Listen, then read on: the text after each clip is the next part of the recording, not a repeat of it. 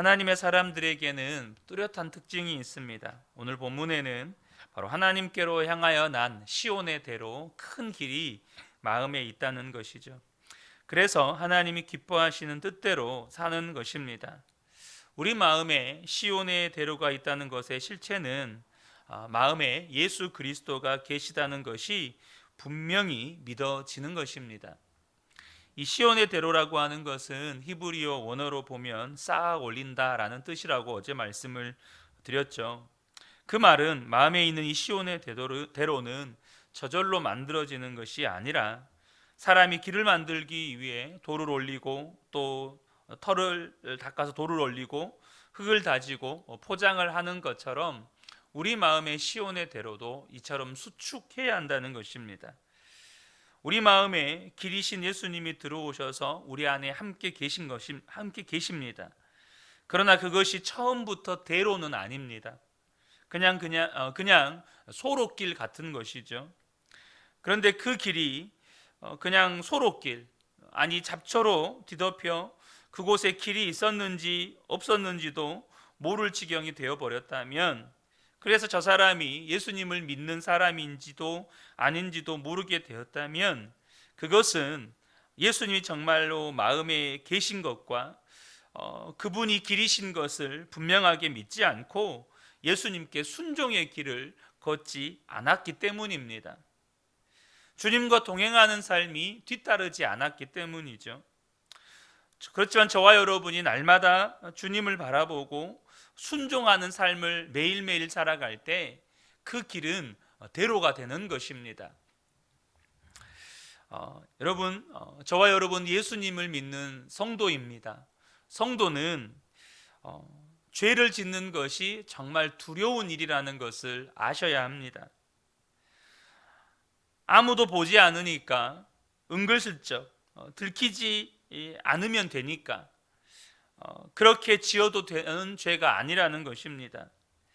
여러분, 죄는 우리 속에 있는 이 길을 혼란스럽게 만들어 버립니다.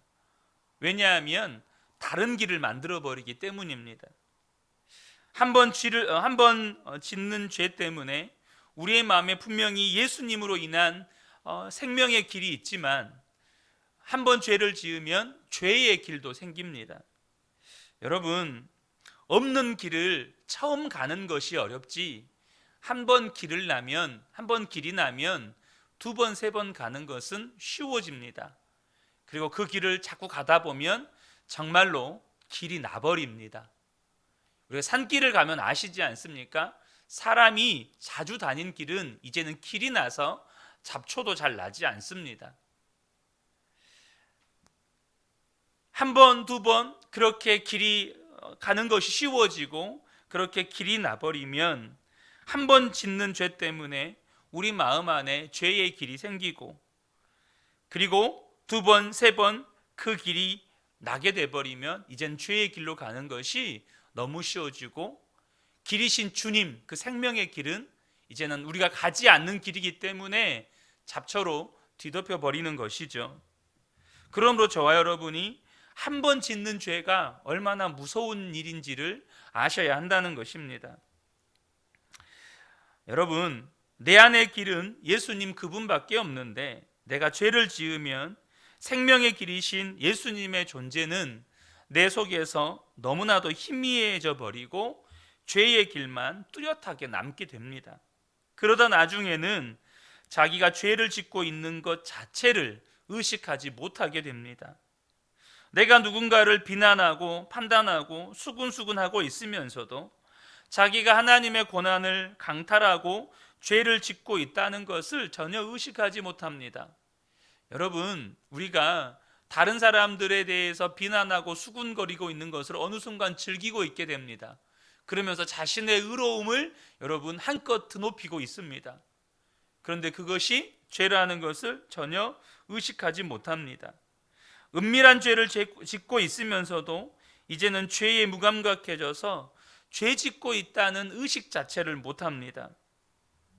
여러분, 예수님의 이름으로 많은 일들을 하고 기적과 표적을 일으켰던 종들이 나중에 주님 앞에 갔을 때 주님은 불법을 행하는 자들아 내게서 떠나가라, 이런 말을 듣게 될 것이라고 주님이 말씀하십니다.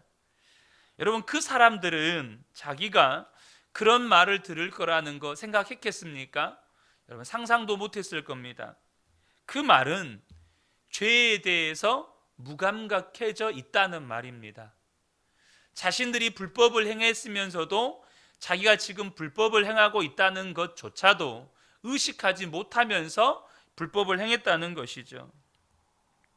불법을 한 번 저지르고 두 번 저지르고 하면 우리 마음 안에 죄에 대한 감각이 없어진다는 것입니다. 그리고 주님 앞에 갔을 때 그것이 다 죄였다는 것이 드러나게 되는 것이죠. 사랑하는 성도 여러분, 우리의 마음에 시온의 대로가 있기를 원한다면 가장 시급한 것이 죄를 끊는 것입니다. 하나님께서 우리의 마음에 시온의 대로를 허락해 주셨는데 많은 성도들이 그 길로 가지를 못합니다. 뻔히 그것이 길인 것을 압니다.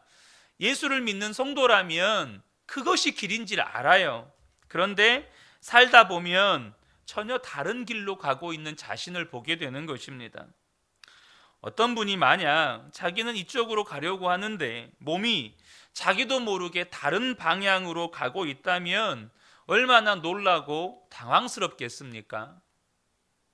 아마도 당장 병원에 가실 겁니다.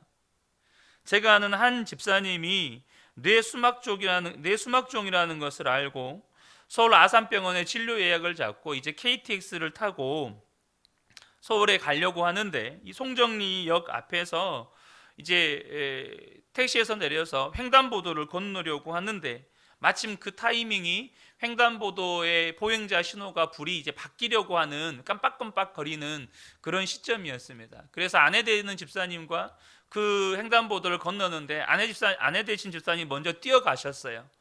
당연히 뒤에 남편 집사님도 따라오시겠거니 했는데 남편 집사님은 바르게 간다고 걷는데 자기도 모르게 몸이 한쪽으로 기울면서 횡단보도에서 쓰러지시는 거예요. 얼마나 놀랬겠어요? 여러분, 만약에 저와 여러분의 몸이 그렇게 나는 이쪽으로 가려고 하는데 나도 모르게 몸이 한쪽으로 쏠려서 쓰러지거나 계속해서 그쪽으로 가고 있다면 여러분 당장 놀라서 병원에 가죠.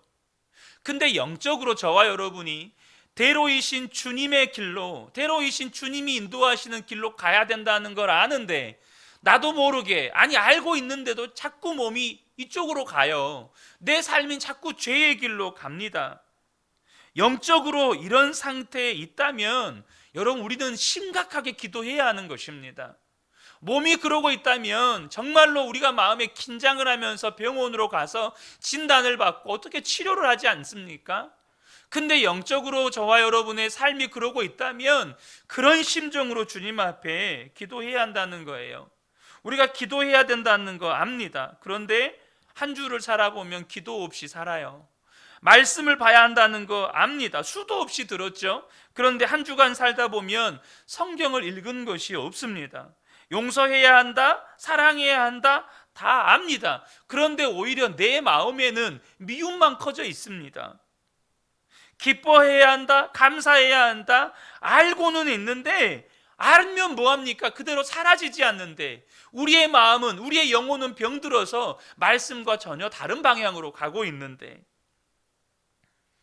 여러분 앞서 말씀드린 것처럼 내 몸이 내가 원하는 방향으로 가지 못하는 것을 알게 되었을 때, 내 몸이 심각한 병이 들었다는 것을 알게 되었을 때 여러분 그 심정으로 저와 여러분이 주님 앞에 엎드려 기도하셔야 합니다. 그것은 몸이 병든 것보다 더 심각한 병에 든 겁니다. 생명의 길을 알아요. 근데 생명의 길로 못 가요. 생명의 길이 무엇인지 아는데 생명의 길로 못 가고 있다면 우리는 심각한 영적인 병에 들어있는 것이죠. 여러분, 이것을 깨닫지 못하고 있다면 방황하면서 살다가 인생을 끝내고 주님 앞에 서야 하는 것입니다.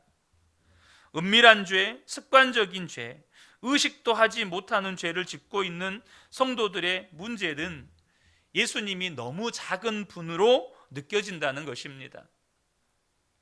주님이 지금 내 앞에서 다 보고 계시다면 도무지 할 수 없는 생각, 말, 행동, 또 어떤 습관들을 아무렇지도 않게 의식도 없이 그냥 합니다.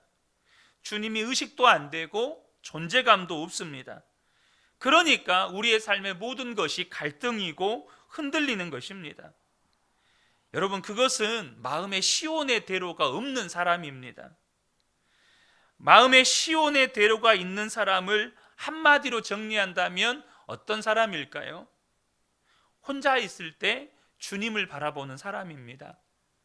아무도 보는 사람이 없어도 주님을 바라보는 사람입니다. 그리고 그것이 기쁨이고 즐거움이 되는 사람입니다.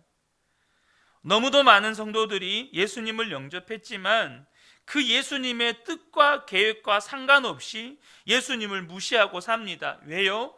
내게는 예수님이 너무나도 존재감이 없어요. 작은 유혹 앞에서조차 예수님은 나에게 크신 분이 아닙니다.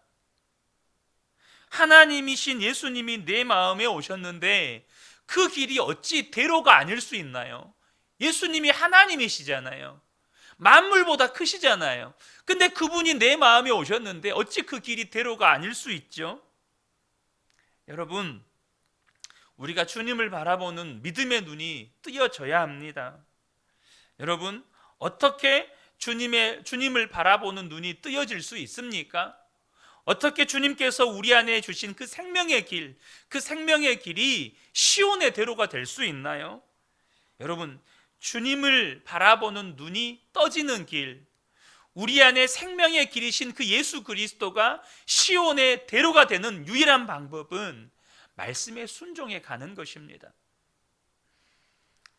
예수님이 진짜 마음에 계시다는 것을 믿고 한 걸음 한 걸음 순종의 길을 걸으면 예수님이 크신 주님이 되시는 겁니다. 원래 크신 주님이셨어요. 근데 내 안에 너무나도 존재감이 작았던 그 주님이 이제는 시온의 대로가 되어 계시는 겁니다. 너무나도 크신 주님으로, 만물보다 크신 주님으로, 내 삶에 놓여진 수많은 문제보다도 크신 주님으로 이제는 바라봐지는 것입니다. 우리가 길을 만드는 것이 여러분, 그 시온의 대로라는 것이 성경적인 의미로 이 길을 만드는 것이다, 길을 이렇게 수축하는 것이라고 말씀을 드렸죠. 원어적인 의미가 그렇다고 말씀을 드렸습니다. 그런데 엄밀하게 길을 만들어 주시는 분은 하나님이십니다. 내가 길을 만드는 게 아니에요. 무슨 말이냐면 우리가 하는 일은 믿음으로 말씀에 그냥 순종하는 것입니다. 말씀에 순종하는 거예요.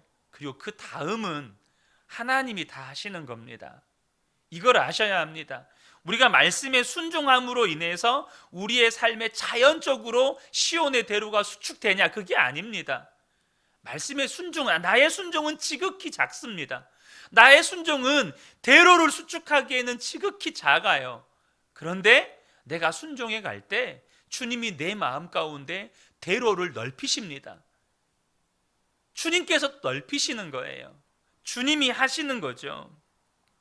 오늘도 말씀 속에 하나님이 이 순례자가 예루살렘을 향하여 가면서 이 눈물의 골짜기를 지난다는 기록이 있습니다. 그러니까 이 사람은 그냥 그 순례의 길에 걸음을 내디딘 거예요. 근데 그 내디딘 걸음이 눈물 골짜기입니다. 여러분, 순례자의 길이 그렇지 않습니까? 우리의 인생의 여정이, 믿음으로 살아가는 인생의 여정이 눈물 골짜기잖아요. 그런데 놀라운 것은 그 눈물 골짜기 가운데 주님의 도우심이 있다는 것입니다. 주님의 힘주시고 또 힘주시는 은혜가 있다는 거예요. 6절과 7절을 보면 그들이 눈물 골짜기를 지나갈 때 샘물이 솟아서 마실 것입니다. 가을비도 샘물을 가득 채울 것입니다. 우리가 순종의 걸음, 그 눈물의 골짜기를 지나갈 때 분명히 순종이 불가능해 보이고 너무나도 두려운 일처럼 보이는 그 눈물의 골짜기를 지나갈 때 그곳에 샘이 있다는 거예요. 때로는 주님이 이른비로 그 샘들을 다 채워주신다는 거예요. 7절에 그들은 힘을 얻고 더 얻으며 올라가서 시온에서 하나님을 우러러 뵐 것입니다. 마침내 주님 앞에 서게 하시는 분 하나님이십니다. 그 주님의 도우심으로, 주님의 힘주시고 힘주심으로 우리를 마침내 주님 앞에 서게 하신다는 거예요. 천국을 향해 나아가는 성도의 삶도 마찬가지죠. 나는 정말로 천국에 갈 거야. 나는 반드시 하나님 앞에 설 거야. 저와 여러분이 그것을 정말로 사모하고, 그래서 예수님이 내 안에 오셨다는 것을 믿고 주님의 말씀에 순종의 걸음을 내디디면 그 다음부터는 성령님이 도우십니다. 우리가 순종의 걸음을 내디딜 때 주님은 힘주시고, 주님은 은혜 베푸시고, 또 내 삶 가운데 주님이 행하시는 일들을 발견하게 하시고, 그 주님의 역사를 경험하게 하시고, 이러한 과정들을 통해서 마침내 저와 여러분이 하나님 앞에 서도록 만들어 주신다는 거예요. 여러분, 시편 84편은 고라 자손이 쓴 시입니다. 고라가 누구입니까? 민수기 16장에 보면 모세를 대적하고 반역한 악한 사람입니다. 250여 명의 무리를 선동해서 작심하고 모세를 대적했던 사람입니다. 그래서 하나님이 그 고라에게 진노하셔서 땅을 갈라서 이 250명을 생매장시켜 버리십니다. 그런데 하나님께서 고라는 그렇게 처벌하셨지만 고라의 아들들은 죽이지 않으셨습니다. 여러분, 그 고라의 후손입니다. 자기 조상 고라는 하나님을 대적하면서 끔찍하게 죽었습니다. 그런데 다윗의 시대에 고라의 자손들은 성전을 섬기는 자로 뽑힙니다. 어떤 사람은 성전 문지기로, 어떤 사람은 찬양대로. 그들은 그것이 너무나도 감격스러웠습니다. 자기 조상들은 어떤 사람들이었는지 스스로 압니다. 그런데 자기들은 하나님의 성전을 돌보는 자들이 되었습니다. 참새와 제비를 보면서 하나님의 긍휼을 봅니다. 여러분, 하나님께서 고라 자손들을, 그 하나님을 향하여서 반역했던 고라 자손들을 하나님의 성전에서 하나님을 사모하는 자들로 바꾸셨습니다. 여러분, 우리가 그런 고라와 같은 사람들 아닙니까? 저와 여러분이 다 지옥에 갈 수밖에 없었던 사람들 아닙니까?